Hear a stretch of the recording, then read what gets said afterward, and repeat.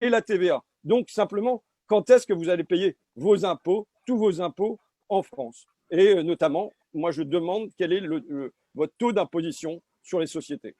Nous n'utilisons pas de société écran. J'aimerais bien que ce soit clair.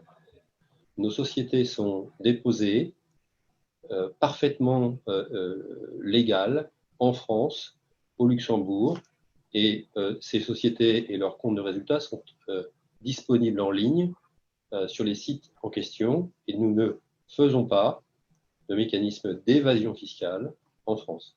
L'entreprise Amazon est la seule à publier les montants de prélèvements obligatoires que nous payons dans le pays en France. Ces prélèvements obligatoires totaux sont importants. Ils étaient de 250 millions d'euros en 2018 et ils sont désormais de 420 millions en 2019. Quel est le taux d'imposition d'Amazon en France sur ses profits? Il est de 31%, comme toutes les autres sociétés dans ce pays. Si une entreprise française avait osé faire ça, on se moquerait d'elle.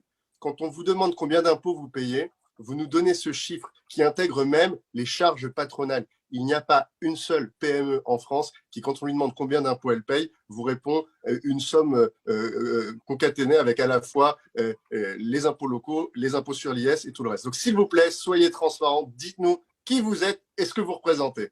Ce qui est compris dans les 5,7 milliards d'euros, ce sont toutes les activités qui sont réalisées en France. J'ai entendu quelques personnes dire c'est pas normal de parler de prélèvements obligatoires totaux. C'est pas une notion qu'on a inventée, c'est une notion qui existe dans tous les manuels de finances publiques. Les prélèvements obligatoires, la somme des deux catégories que nous mentionnons, à savoir les impôts, les cotisations et les taxes dont Amazon est directement redevable, et les impôts, les contributions et taxes que nous collectons auprès de clients ou auprès de collaborateurs, eh bien cette somme d'argent, c'est bien le prélèvement obligatoire qui émane de l'activité d'Amazon en France. C'est du foutage de gueule. Moi je ne réponds pas aux anathèmes comme ça. Donc, ce n'est pas une notion qui est inventée, c'est quelque chose qui existe dans tous les manuels d'imposition et que nous utilisons.